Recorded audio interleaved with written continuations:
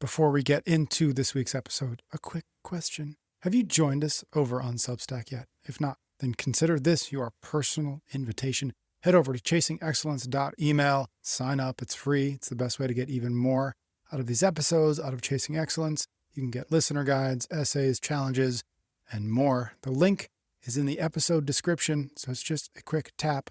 We would love to see you over there. Okay, onward.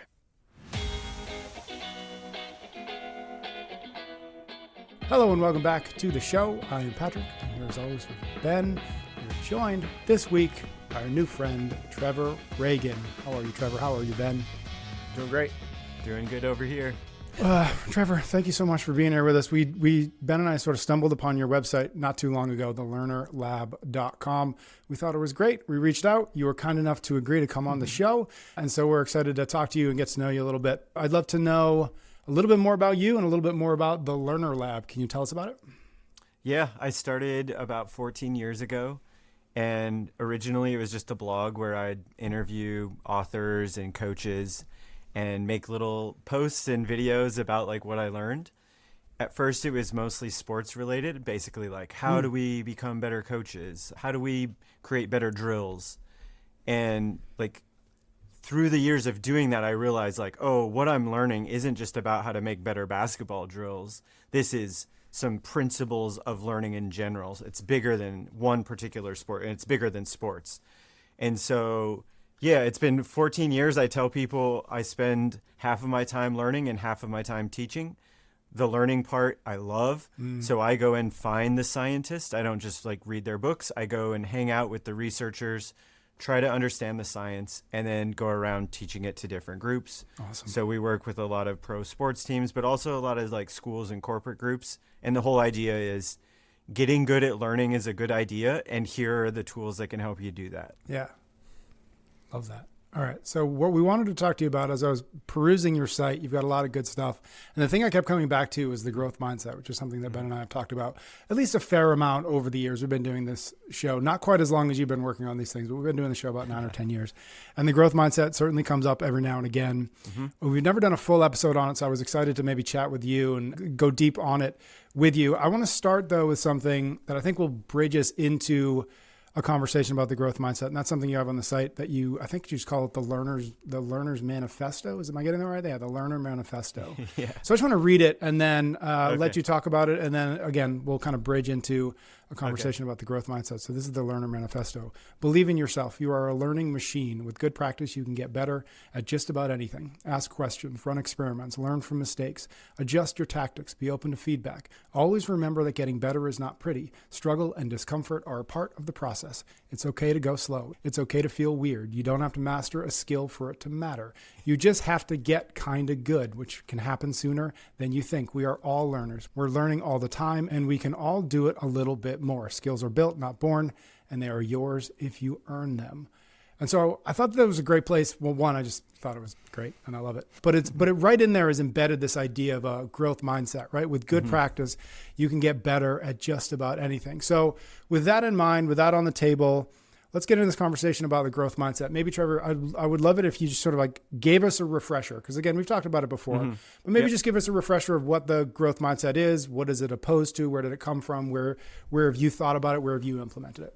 Yep. So I think it's good to talk about it, that when a topic is popular and it's been around like the learning and performance circles for over a decade, sometimes through the years we lose sight of what it is. Sometimes we assume like, oh, we know that, it doesn't matter. Yes. And where I'm at with it now is it's not the solution to all of our problems, but it's a really important piece of any learning journey. Like if we want to get better, if we want to grow, I think a growth mindset is an important piece of the puzzle. In a nutshell, like if you get down to it, it's pretty simple, but I want to make the case that it's really important. So growth mindset is the belief that we can change and grow, build new skills, get better at stuff. Opposite of a growth mindset is a fixed mindset, which is sort of this idea that I have the skills I have, can't really change them very much. So these mindsets have been researched by Carol Dweck, but by a lot of other researchers as well. Carol Dweck's from Stanford. A lot of her work was kind of in education, looking at how these mindsets impact like learning in the classroom. But like I said, there's been researchers who look outside of the classroom. Why do these mindsets matter? For me, it's simple, but it's important to like be clear. Mindsets matter because they impact action.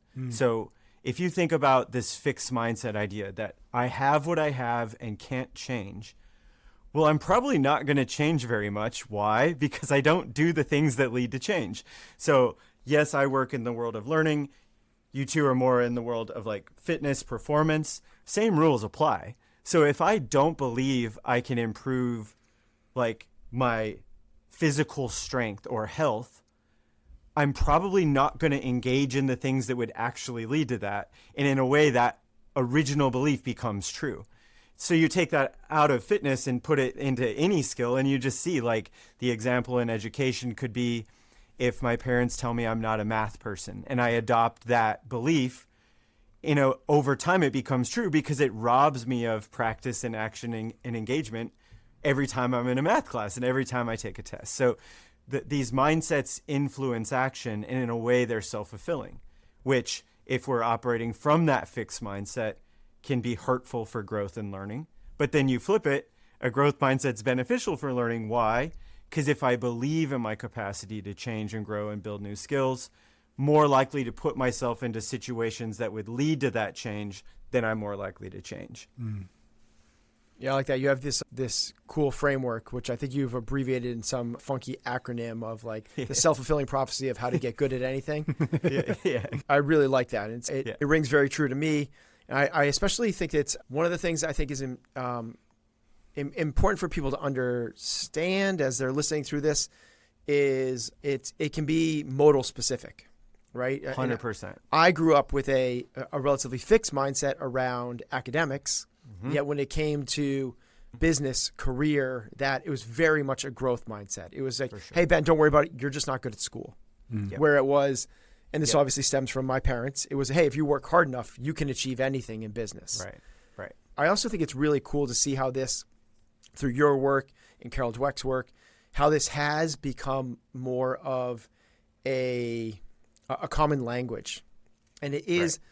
I was so impressed when I went for the first time. My kids are now teens and preteens, but when they went to elementary school, this is all they talked about. This was this was the thing that the entire school was set up on, was growth mindset. Is that something you've seen? Do we get lucky? Or have you seen that kind of across the board, that this is a much more embraced philosophy or approach to education? No, it's picking up a lot of momentum right now. Or not right now, but over the last 7-8 years. And so, I visit schools all the time, and it's an important piece of what they do. But what you brought up earlier is huge, and I want to highlight that a common trap that people fall into when they talk about the research is sort of making it seem like you're one or the other, that you're always a growth mindset person or always a fix. And the truth is it's messier than that. So it can change dependent on a lot of things. It could change depending on the skill you're trying to build, the mood you're in, the environment you're in. And so they're more fluid than people realize. And then, like you said, I like to look at it at the skill level. So it's like, do I have a growth or fixed mindset towards this particular skill? And then that can help me understand, like, okay, if I'm operating from a fixed mindset, there's some things I can do to change it. Which brings me to where I want to get to is I think the biggest mistake that people make when they talk about this research is we kind of live on the surface. So we go, here's what a growth mindset is. It's the belief you can grow and change and get better. The research shows that it helps you learn better when you have a growth mindset, so you should have one. And that's basically where we stop. And where I've tried to spend my time and energy is to go deeper and say, all right, we know that the growth mindset's important. We know that it helps learning and performance, but what can you do to develop one? Or what are things you can do as a leader to help the people around you adopt more of a growth mindset? And the standard I set for myself is it can't just be you need to have one. You have to go deeper than this. And so I've been, like I said, trying to figure out what are the best building blocks for ourselves If we're in a leadership role, what are some good building blocks for like the people we work with? Yeah. So what are those? What are the best building blocks? Best one, I focus on 3. They're not the only 3, but these are my favorites. So one is, and it seems so simple, but it is effective. One is to just take a step back and reflect on the fact that we're all learning all the time. So every person listening right now, and from the looks of it, it's a lot of people. Congrats on that. Thank you. Everyone listening right now is good at all sorts of things. And those skills all have 2 things in common. Once upon a time, you weren't as good at that thing as you are now. And that was changed through experience. So out of the thousands and thousands of skills that like we all have right here on this podcast, they all have those 2 things in common, which means we built those things. Now, okay, this seems simple, but let's take a step back and kind of dissect it. If we're better now than when we started, it's proof we built the skill. And then this is proof of this bigger idea that we're learning all the time. Everybody's changing and learning every week and every month and every year. Yet sometimes we don't recognize the growth. Sometimes we don't give ourselves credit for it. And by reflecting on those skills that we've learned in the past, it's a way of providing evidence that sort of reinforces this growth mindset belief. So it's, I believe I can learn because I've learned before. And again, simple, but it is, I think, carries more weight than just saying, yep, you can grow. It's like, no, you can grow. And the proof is you are who you are. Mm-hmm. Like you've earned your way here. Everything that you do in your life is supported by skills you've been learning. So the proof that we're capable of learning is the fact that we are who we are. We're in the position we're in, and everything that we have done and achieved and everything that we do is supported by stuff that we've been learning our whole life. What were the other ones? What were the other? Okay. Yeah. So this one kind of just logical next step. So if we're saying you can look backwards at skills you've built, yep, and that can build up the belief. Another approach is look forwards and gather more skills. So learn more stuff. And that is, again, providing me evidence and momentum. So there's a bunch of schools that I work with at all levels, college, high school, middle school.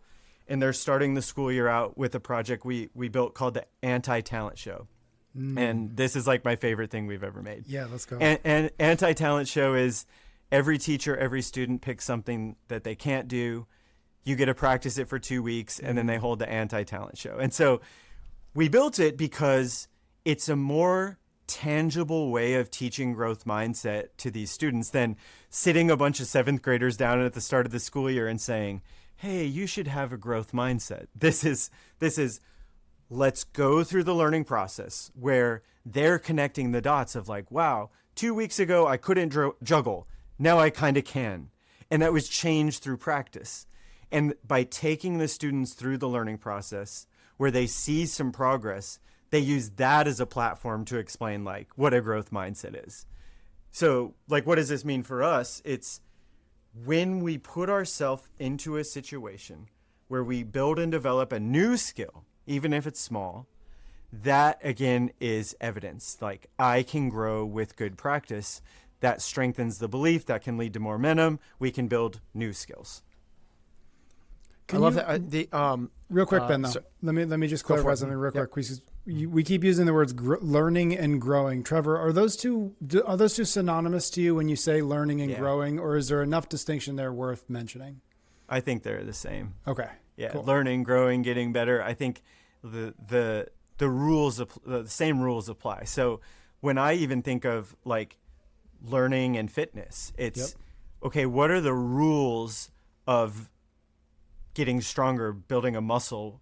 I think those rules are kind of the same as building a skill, which is I have to do a thing quite a bit and find productive struggle to really create the change that I'm seeking. Mm-hmm. Well, that's true for building a muscle. That's true for building a skill. And then maybe the third piece would be it doesn't happen overnight. Yeah. So it's like, it'd be awesome if I could do like a bunch of push-ups and wake up in the morning and I'm jacked. But of course, that's not how it works.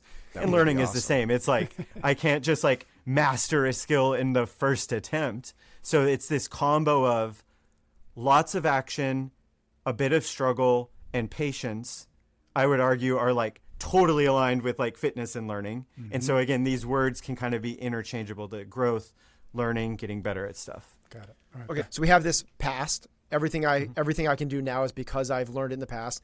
We came into this world with no skills. We were even walking, talking is all learned. 100%. So, Yes. and then we have, hey, there is this forward thinking of if with the right amount of action, I can turn a non-talent into a semi-talent. And we have this anti-talent show as proof in the pudding. Did you say that there was a third as well? Yep. The third is the knockout punch. And it's understanding the basics of neuroplasticity. So this is not new research, been around for a while, but in a nutshell, it's saying, so neuro is brain, plasticity means it can change. So this is the research that shows when we learn stuff, our brains change in the process. Okay, why does this matter? So one study that kind of proves the point is famous. It comes from London, where this researcher named Eleanor Maguire, she studied brains of London cab drivers. And to be a London cab driver, they go through this like really intense training. They don't use GPS. They have to memorize like all the streets and restaurants of London. So it's like pretty hardcore. And she studies their brains and looks at a region of their brain called their hippocampus. And this part of your brain's associated with memory. And what she found is the hippocampus of the London taxi drivers is bigger and more developed than normal people. So what is this study saying? It's not saying to be a good cab driver, you need a big hippocampus. It's saying being a cab driver fired those pathways in their brain and it changed that region of their brain. So that action over time changed their brain, neuroplasticity. And then to connect it to growth mindset, a few years ago, I'm interviewing this guy named Michael Merzenich. And in the world of neuroscience, he's like the Michael Jordan. So he's like known as the father of neuroplasticity. So big time researcher. And the interview was fantastic. But there was this moment where he just kind of like looks at the camera and he goes, I've been studying brains since the 70s. And my research is clear that virtually anyone can get better at pretty much any skill. That doesn't mean you're going to master every skill. It doesn't mean it happens overnight. But if it's a skill and you actually practice it, you can for sure get better at it. Absolutely everyone can get better at virtually any skill. And so to me, connecting it back to growth mindset, it's like, okay, you kind of understand this high level concept of neuroplasticity. It's basically saying you can grow, you can learn. Whereas growth mindset is, I believe I can learn. Neuroplasticity is saying you can. And so understanding that piece of the puzzle with the other two, I think really combine to create a solid foundation for like a true growth mindset where it's backed by evidence of things you've done, things you can do, and it's backed by the evidence of decades of research that shows brains are learning machines. They're designed to learn new stuff. And so with those three, I think that's going to put us in a better position to operate from a growth mindset more often. Doesn't mean we're going to do it every moment of our life, but we're going to spend more time there. We're sponsored this time around by Cozy Earth. And if you're looking for the perfect holiday gift, well, I've got it. Black Friday has come early at Cozy Earth, and right now you can stack our code EXCELLENCE on top of their site-wide sale, giving you up to 40% off in savings at CozyEarth.com. Here's what makes Cozy Earth gifts different. They're the ones people actually use long after the holidays are over. Their bamboo pajama set is a timeless classic designed with a soft stretch knit that sleeps degrees cooler than cotton, perfect for holiday mornings, winter nights, and beyond. And their bubble cuddle blanket is the ultimate cozy moment, the kind of gift that makes every day feel like a special occasion. We've given Cozy Earth here as gifts, and they instantly become favorites, the kind people can't stop using. When the holidays get busy and a little overwhelming, the gift you really want is the gift of slowing down, feeling cozy, and making home a sanctuary. That's exactly what Cozy Earth delivers. These deals will not last, so start your holiday shopping today at CozyEarth.com. Use the code EXCELLENCE for up to 40% off the entire site. We're brought to you by Function Health, the only platform giving you data most people never get and the insights to actually do something about it. We chose Function because it tests over 100 biomarkers, from hormones to toxins to markers of heart health, inflammation, and stress, all tracked in a single secure place over time. It's a near 360-degree view of what's happening in your body, and it's why top health leaders like Dr. Mark Hyman, Dr. Andrew Huberman, and Dr. Jeremy London are all behind Function. Right now, with the holidays coming, the stress is real. Late nights, travel, endless to-do lists you might push through, but your body feels every little bit of it. Function helps you see how stress is affecting key markers like cortisol, thyroid function, inflammation, and ferritin, which could explain that deep fatigue that coffee cannot fix. Most people don't realize how much stress changes what's happening beneath the surface. Function helps you track it so you can reset and actually feel present this season. Lab visits are fast and convenient with over 2,000 locations across the U.S. Learn more, functionhealth.com/excellence. It sounds like across those three, the past, there's the proof, the belief in the future, and the science to kind of like put it all together. What we're really doing is forging a new identity. Yeah. We're changing it from this idea, and I really like Tom Bilyeu, Impact Theory, the idea that he said he really started to take off in his career when he stopped self-identifying as the smartest guy in the room to the best learner in the room. 100%. I am the best student, and I will learn anything. And it changed this idea of like having to prove myself, pass, fail. Yeah. If I don't know something, I'm a failure. And this constant like level of stress to just this other curiosity. Are there other traits, pass, fail versus curiosity and otherwise, that we can kind of go, maybe I am a little more fixed in that category than I thought, or maybe if I leaned more into that, it would help change my identity. For me, the identity, I agree with him. It's like, I want to be the learner, and a growth mindset is a piece of that, but there are other things as well. Opposite of the learner is the knower, and the knower is one, it's like, I don't want to admit that I don't know everything, and therefore I'm going to never put myself into scenarios where that might get proven wrong, right? Yeah. Like where it's like, oh no, now they see I'm actually not the knower. So I like limit my growth by not putting myself into situations where that identity isn't true. And I think that can really, really hurt learning. Like, I get to work with some amazing leaders in what I do. And the funny thing is, it's like, so like Karch Karai, he's used to be the U.S. women's volleyball head coach. Now he's the men's coach. He's also the best male volleyball player to ever live. So this is like big time guy. And he is one of the most hungry learners I've ever seen. He has like mastered the sport. He's literally won the award as the best volleyball player ever. And he's one of the most hungry learners, which is why he's one of the best leaders.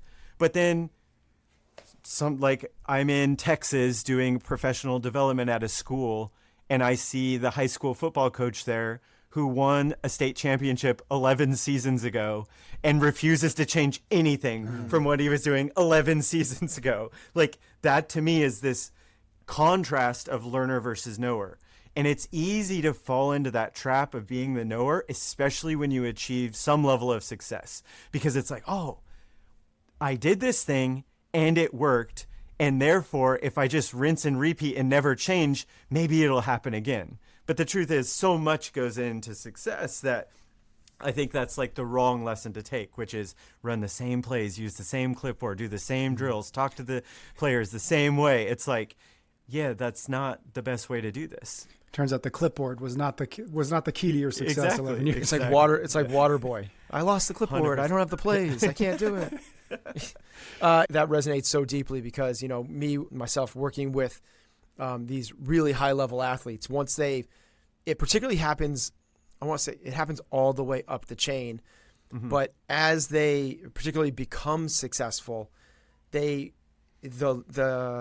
fear is putting themselves in situations where they're not going to be the best, right? Yeah. So this is a world champion that is in the gym training.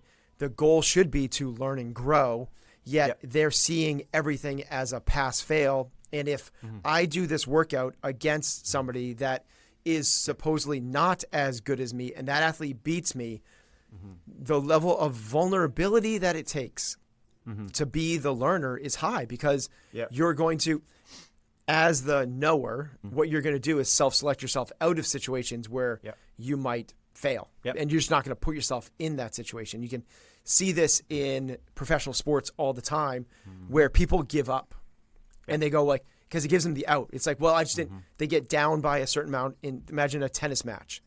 And all of a sudden, tennis is such a mental game. That's why I bring it up. They get down by, they lose the first set, and the next set is 4-0. And they just like stop trying. And that's the thing. Like they give themselves the out, like, yeah, but I didn't try. And it's so hard to move from that, because it takes, you're exposing yourself. 100%. I'm not good at, in our world, like I'm not good at rope climbs, Katrin, right? I'm not good at rope climbs. And to work on that in the gym and show all these other people around you that you're not bulletproof, that you have weaknesses, is hard. How do you work with people in terms of becoming more vulnerable? So to me, it's growth mindset can help that, but then it doesn't quite complete the puzzle. So it's like, okay, I believe I can get better at dancing. So I have a growth mindset towards dancing. That's what it is. It's, I believe I could build that skill. A lot of the times when I have a chance to dance, I don't. Why? It's not because I all of a sudden slipped into a fixed mindset or forgot what a growth mindset is. I don't dance because I don't want to look bad and feel weird and be embarrassed. It's sort of like this discomfort that's robbing me of action. So the idea is, sometimes in life, we don't learn stuff because we don't think we can. Other times in life, we resist or avoid learning opportunities because we don't like how it feels.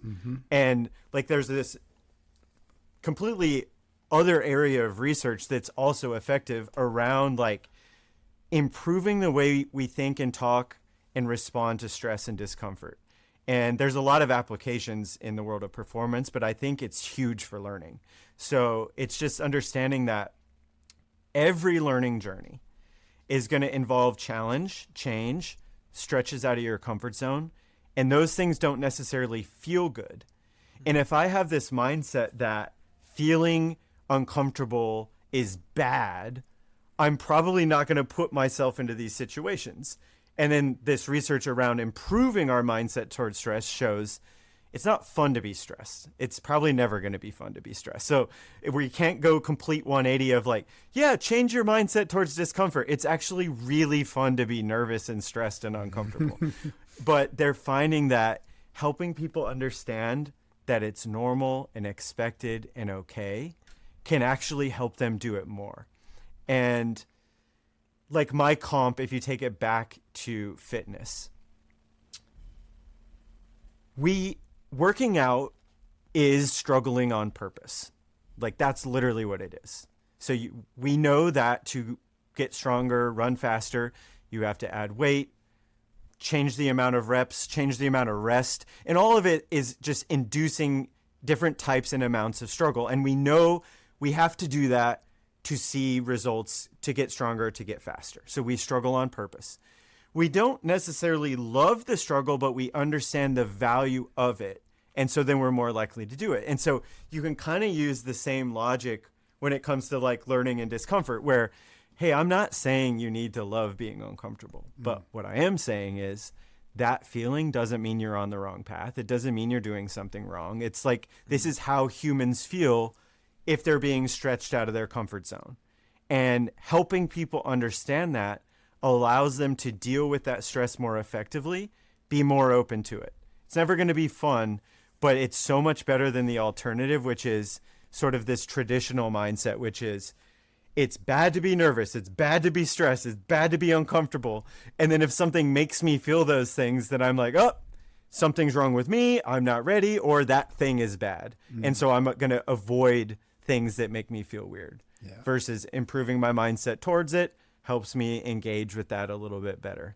And it also makes us so fragile, because even when we don't engage, like chase after moments or opportunities or contexts where that discomfort shows up, it's going to show up somewhere. It's just in everyday life. And if we haven't, to keep the gym analogy going, if we haven't trained that a little bit, then how do we respond when the inevitable does happen?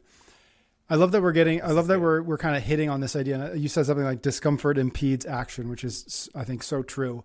Can I talk about two things to round this out? Because you just teed it up. It's perfect. So, okay, it's one thing to tell people like, yeah, it's okay to be uncomfortable, and changing your mindset and adopting that belief is good. But like, again, we got to be better. It's like, what tools could you give them to help them do that? Here's what helps me. A little equation that helps in most scenarios. Caring plus uncertainty equals discomfort. Caring plus uncertainty equals discomfort. And so this equation shows a couple things. One, it shows you how to never be uncomfortable in life. It's easy. Don't care about anything, and don't do things that involve uncertainty, and you're going to feel awesome. Yeah. Your dating life is going to be great. But if the goal is to grow and change and learn and lead and connect, you have to do things that involve uncertainty. Probably going to care about those things, which means you're going to feel. So the idea is, if we're going to do meaningful work, we're going to do things that matter, there's going to be difficult emotions involved. But that doesn't necessarily mean it's a bad thing. So this equation helps me a lot. Like when I'm nervous before a workshop, in the past, it used to be, oh, damn, I'm nervous. That's bad. I must not be ready. I didn't practice. I'm not prepared. Now it's, I'm nervous. That means I care. That means there's uncertainty. And so you think about, it's the same initial feeling, but that equation helps me interpret that feeling in a better way. Now I'm in a better position to deal with the situation itself, compared to, oh, I'm nervous. That's bad. I'm not good enough. Something's wrong with me. Now I'm on a completely different path in a different direction. So that equation helps a lot. And then what you said that kind of got me down like this rabbit hole, this can be trained. So I found this really cool experiment. They bring people into a lab that are afraid of spiders and heights. And so they take half of the people through 2 hours of exposure therapy, helping them to face their fear of spiders. So everyone does it by themselves, 2 hours of training, really helping them face their fear of spiders. So they complete their 2 hours of training. Then two things happen. One is obvious, but it's important. The other is unexpected and amazing. So obvious result is this. For the people who complete exposure therapy towards their fear of spiders, it ends up reducing their fear of spiders. Now, that's obvious, but it's important. What they're showing is that's a skill that can be developed. This skill of, I feel weird, but I do the thing anyways. And it starts small, but over time I build it up. I'm building up this skill. I'm better at facing discomfort. The unexpected outcome of that experiment, though, was the people who finish exposure therapy towards spiders, it reduces their fear of heights, which was untrained, unrelated. And so what that's saying is, yes, this is like a skill, but in a way it's like a muscle. Like as you build this muscle of facing into discomfort, even in small ways, over time you build this muscle and it can spill over and help me in other situations. And to me, that might be one of the most underrated upsides of fitness and exercise, because what you're doing is you're constantly training, yes, your physical muscles, but this muscle of, wow, there's so much discomfort in this world of fitness, but I'm constantly putting myself into these situations where I feel weird, but I do it anyways. I feel weird, but I engage in this exercise that I don't necessarily want to do. That can actually spill over outside of the gym, which is sweet. So if you know that, if you know this is a skill that can be developed through practice and it's a muscle that spills over, two things can happen. One, it helps you reframe the difficult situations you face, because now you're like, okay, this thing is happening. Don't feel great about it. And nothing I do is going to make me feel great about it, but I start to frame it as a rep. This is a rep of dealing with discomfort, and that can help me be better at this skill, and it's a valuable skill. And the other thing is I can chase more reps. So I can find ways to struggle on purpose or face into discomfort, even if it's small. But by doing it more, I like speed up the learning. And what does this mean? I'm not saying go do the thing that freaks you out the most tomorrow, but it could be as small as like, okay, I know I don't like speaking up, and that has robbed my growth because I've had questions, and because I feel weird, I don't ask them. So I'm going to make the commitment of, even though I feel weird, I'm going to raise my hand a bit more often. So that's like chasing these reps of feeling weird and doing the thing. And again, this mindset of every time I do it, I get better. The more I do it, it can help me in other situations. You see that like we're reframing the value of those situations. And then again, people are more likely to do it. I love that reframing the value of these situations so much, especially through that prism of that equation. Caring plus uncertainty equals uncomfortable / tough emotions. Exactly. Which then means, this is what it means, which then means you're doing meaningful work. 100%. That is so like, yeah. Okay, so then where you go is like, it just makes so much sense, right? Like, you get frustrated with your kids. Yes. It's like, if you didn't care, you wouldn't be frustrated. Yeah. So it gives you this immediate like feedback loop of, okay, you're doing the meaningful work. Right. This is a rep. You're building. This is the work. Now you're in the gym, the mental gym, the emotional gym, whatever it is, to become more, and tying it back to Patrick, you're to become more anti-fragile. Right? So you have this, 100%. You're working through life. If you just avoided these things all the time, what you end up doing is not living an awesome life. You end up creating this really fragile life that needs to be curated in a bubble because anything actually could break you. And it's the opposite of this, is not just actually working towards resilience, which is get knocked down, get back up. But to your point, Trevor, it's you start to struggle on purpose. Like you seek this out like you're in the gym. Phenomenal framework.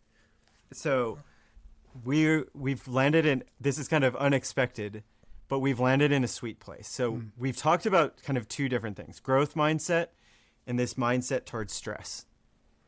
I would argue that that is sort of the most solid foundation for any sort of change or learning journey or growth.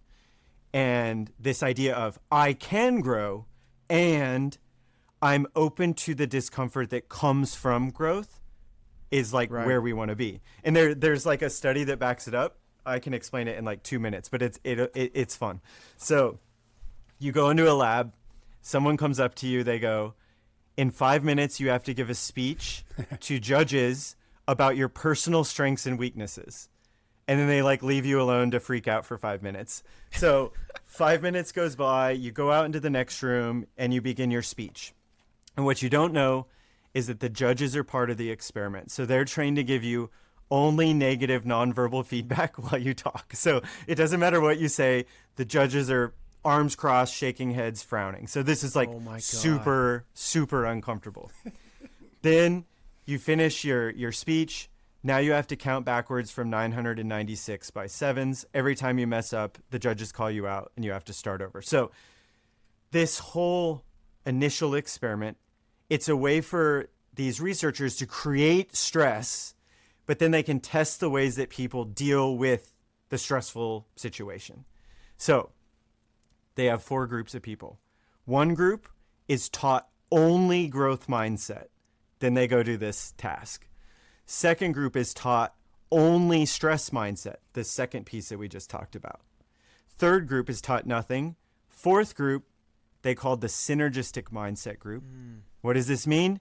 They taught them both, growth and stress. Group 4 smashes the other groups. So, okay, interesting. The researchers wanted to see, does this work in the real world? So for 2 years, they expand the experiment. They measure students from private universities across the U.S. They measure high school students from like really low income neighborhoods. And then they measure real stuff like academic performance, health, how people face challenges, how they deal with stress in their life. And what they found was sweet. No matter which group they looked at and no matter what they measured, when people are taught the combo of growth and stress, improved health, how they face challenges, how they deal with and regulate stress, and how they perform. So like all these things that we want, it was the combo. And so what does this mean?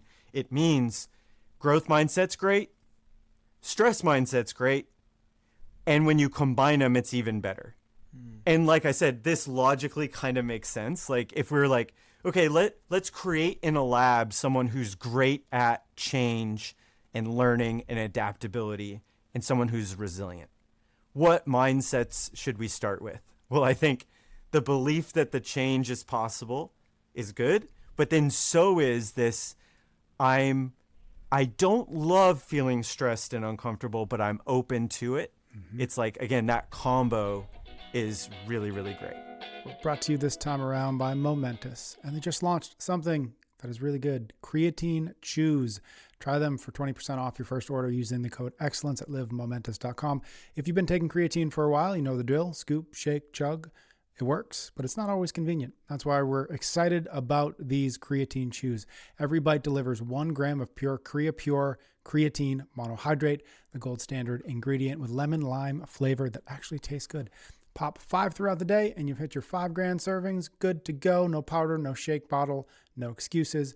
What makes these different from candy-like gummies flooding the market is the Momentous Standard Pure creatine, single sourced from Germany, NSF certified for sport, minimal ingredients, no artificial junk. It's chewable creatine done the right way. When you're consistent with creatine, you're not just building strength and muscle, you're supporting cognitive function, memory, and mental clarity, especially when you're stressed or sleep deprived. Try Momentous Creatine Chews for 20% off your first order using the code excellence at livemomentous.com. We're brought to you this time by Monarch, an all-in-one personal finance tool, bringing your entire financial life together in one clean interface. Right now, Monarch is offering 50% off your first year with code excellence when you go to monarch.com. Most people can't name all of their financial accounts, what they're worth, their 401k, properties, investments, etc. Lack of awareness leads to leaving money on the table. You could be missing chances to save more, invest smarter, and hit your financial goals even faster. Monarch does the heavy lifting for you, though. Link all your accounts in just a few minutes and get clear data visuals, smart categorization of your spending, and real control over your money. What I love is how it helps couples get on the same page. Your partner gets full access to your shared dashboard, linked accounts, budgets, goals, spending activity, all in one place. So there's no more guessing, no more fights about money. My wife and I take about 15 minutes every week to do a quick scan, ask each other questions, get on the same page. It's easy, it's effective. Monarch was named the best budgeting app of 2025 by the Wall Street Journal and by Forbes as the best app for couples. Don't let financial opportunity slip through the cracks. Use the code excellence at monarch.com for 50% off your first year. That's monarch.com. Have you seen Chris Helmsworth's show Limitless?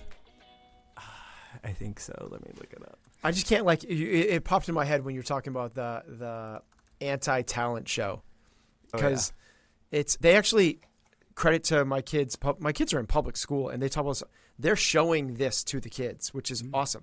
And they talk about the growth mindset and the neuroplasticity and handling stress, and you can learn. The first episode of season 2, I won't spoil it for everybody, but he can play the guitar like a tiny bit, like right. He's not like, obviously, he knows how to do it.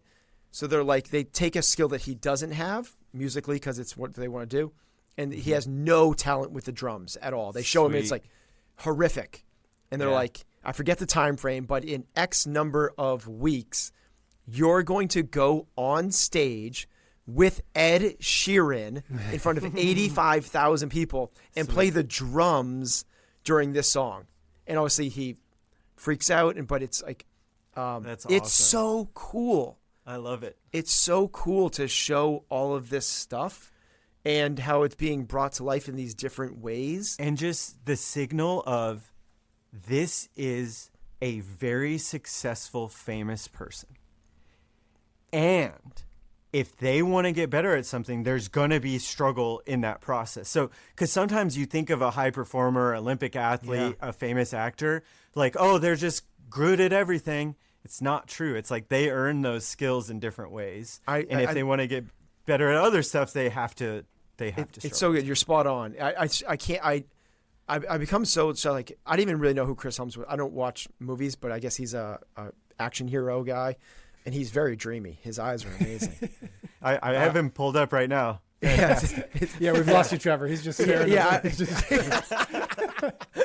I totally lost my train of thought where I was going to say that. Oh, his level of, as you said, like, here's a guy that doesn't need to put himself out there and expose himself to, like, I'm not good at this, failure. Mm-hmm. He could curate his life however 100%. He wanted to.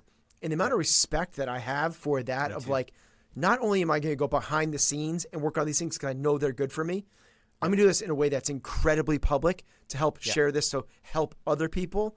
I think it's so phenomenal. I agree. Yeah, I think it's awesome. I want to start to move us towards our close here. And one of the things you said, Trevor, at the top of this is that you spend half your time sort of learning and half your time teaching. I think anybody who's paid any attention to these things, in terms of learning, one of the things that's often comes up is one of the best ways to learn is to teach somebody else. And so one of the things we wanted to talk to you about is, okay, all these ideas, they apply to ourselves, right? Mm-hmm. And I love this sort of synergistic mindset. And one of the ways for us to truly begin to learn these is to turn them around and try to teach other people. Can you talk to us a bit about how you and how you've seen others effectively help other people move towards a growth mindset, towards this sort of useful stress mindset? What kind of tools, what kind of tactics, what kind of practices can we put into place so that not only are we learning these things, not only are we implementing them, but the kids, students, athletes, et cetera? Mm-hmm. So I think for both of them, 85% of it is walking the walk. Mm. So it's like, you want the people around you to adopt a growth mindset, we should be modeling those type of behaviors ourselves. We need a growth mindset ourselves. You want the people around you to be more open to stress and discomfort, we have to be good with dealing with stress and discomfort. So, like, that's the easy answer. Yep. And then we can go bigger. So anti-talent show. I visit one of the schools after they do it. I'm sitting in a room with 25 seventh graders, and I asked them, like, okay, what was your favorite part? And most of the kids are just talking about the skills that they learned. But then one student raised her hand. She goes, the best part was that I got to see my teacher struggle, and that helped me understand it's okay for me to struggle too. So, like, that is this in a nutshell, that the teacher was learning a different skill than the student. So it wasn't the teacher just saying, here's how to ride a skateboard or juggle. The teacher was modeling the learning process, the willingness to try something, to struggle a bit. It's like exactly like this Limitless show, but it was happening in the classroom. And by the teacher being vulnerable and putting those learning behaviors on display, she created an environment where it's safer for the students to do the same. And so, again, the value of, like, what actions do we want to see more of from the people around us? How do I kind of put more of this on display? Like, that's going to get us a long ways from the leadership perspective. And then the other is, you go back to growth mindset. Those three tools that we talked about are good for us, but those are good things to have in your back pocket during conversations with others. We reflect on the skills we built. We can learn new things, and we understand the brain, neuroplasticity. So it's, tell me about something you're good at. How did you get good at that thing? Even if it's a video game or something like not important, they still are better now than when they started. And so, again, you're kind of taking them through that reflection. Then it's, okay, let's learn something new. Let's pick something small. Let's pick something fun. Let's pick something that you're excited about. And by guiding them through the learning process where they get to see results, and as a leader, pointing out the results. Sometimes when you're in like a learning journey and you're in the weeds, you don't see the results that are actually happening. So there's students who are like actually making progress in math, but they don't see it. So they have this idea that are like, I can't do this. This sucks. I can't change, but they're changing. So pointing out that progress is good. And then connecting it all to the brain. We don't have to like overcomplicate it, but it's like, hey, did you know every time you do this, your brain is like changing a bit and it's wiring up these pathways. And over time, like that's how you build these skills. So that would be my advice for growth mindset. Stress mindset stuff, it's this, again, going back to that equation of caring plus uncertainty equals discomfort. So that equation can guide our conversations. So let's say we're parents and our kid is in high school and they're going through a breakup. It's really easy to be like, yo, you're fine. Because we know with like our perspective, that's true. We know that the high school breakup is going to be a pretty small like speed bump in the scheme of things. But to say like, oh, it's no big deal, you're fine, is kind of like denying the fact that they're actually not fine. Like they're hurting. And so then the question is, what would be better? Well, it doesn't have to be like a 90-minute lecture about emotional intelligence, but 7 seconds with that equation in our pocket might sound something like this. How you're feeling right now is not fun. Like it is not fun to feel this way at all. But how you're feeling right now, it doesn't really mean that you're weak or did something wrong, and it doesn't mean you're doing something wrong. This is what it feels like when you lose something you really care about. And like I said, it's not fun at all, but this is normal. And I promise as time goes by, this will be better. This will feel better. So what we did in those 7 seconds, a little bit of permission to feel and a little bit of like, yeah, you cared. Now you're faced with uncertainty because like you just got dumped or whatever. We're not telling them just be tough. We're not telling them just like you're young, it doesn't matter. We're kind of just helping them understand the pain is coming from this combo of caring and uncertainty. And then as the adult, we zoom them out and say, with some perspective, like, yes, this is going to get better, I promise. The whole argument is those 7 seconds are a lot better than it's no big deal, you're young, you're fine. And then you could just like take that conversation and it can turn into so many things. If we're talking to someone before an important performance, instead of, oh, just don't worry about it, like calm down, you're fine. It's, yeah, like this is what it feels like when you do something you care about. Like this is a sign that you really care about this moment and there's some uncertainty. It's like, that's good. That's normal. That's how we should feel before a big thing. We want you to care. So much better than just like, don't worry about it. Yeah, I think that I'm a big believer in the power of words and language and the conversation pieces that you use. It's a great example of using that framework of caring uncertainty equals discomfort and how to use that productively moving forward.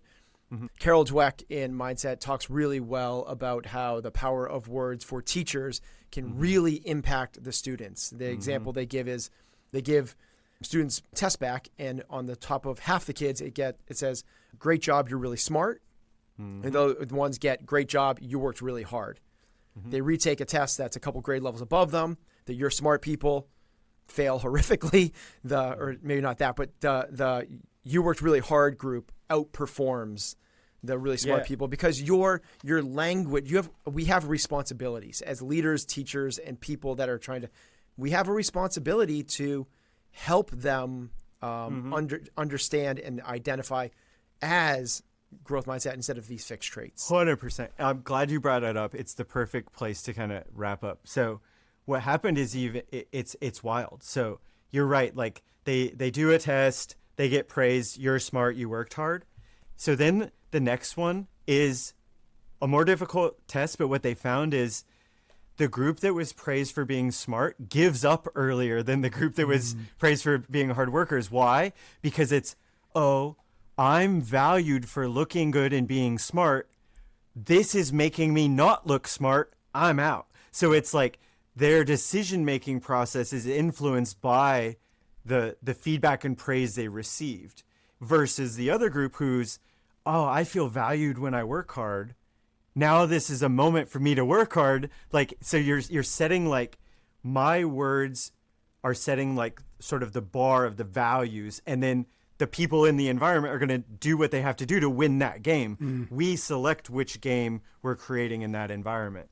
So yeah, that study was fascinating, and it's perfect. It shows like such a small difference, if you think about it, can lead to like a big gap in like how they approach a new situation. Yeah. What I found fascinating, Trevor, digging into your stuff, was something that I wasn't as aware of, or at least through this awesome framework that you said, is it's not only the words that we use can set our students, our kids, or anyone else up, our employees up for success or failures. It's our own belief system about their abilities. Oh, yeah. Right? So if we label someone in our heads, and it might not even be true, as smart or dumb, how this actually can you explain a little bit about what we're leaning into here? Yeah, so this guy, Robert Rosenthal, researches this, and it's basically, so Dweck is more individual focused, like how does my mindset impact me? This is, how does my mindset about the people I lead impact their development? And so this guy's, when I met him, he's 90 years old. He's been researching this topic for a long time. And like, we made a video about it. I'm trying to, the best way to explain it is, one of his most famous experiments, he goes to a school, he gives a presentation to the teachers, and he goes, I've developed a better IQ test, and my test is better because I can identify academic bloomers. Maybe not the students with like the best grades now, but I can predict which ones will make the most progress over the course of a year. So then they give the students this exam, they process the results, they give the school a list of 20 names. They go, boom, these are the students that will make the most progress this year. He comes back a year later, they give all the same students the same exam, and the students on the list do way better than the students that are not. So the teachers are amazed. They're like, wow, how do you do this? Like, how do you like identify an academic bloomer? And then he goes, I just gave you 20 random names. And so this is interesting because the students were unaware of the label. So they didn't tell those students like, you're a bloomer. So it wasn't about their mindset. But what happened when they looked at the data, they found that if a student was struggling, but their name was on the list, the teachers would kind of dig in and work with them. It's like, oh, they're a bloomer. We have to figure this out. They would also teach the bloomers more and more difficult material. So more reps, more challenges, more support. That's probably going to lead to more growth.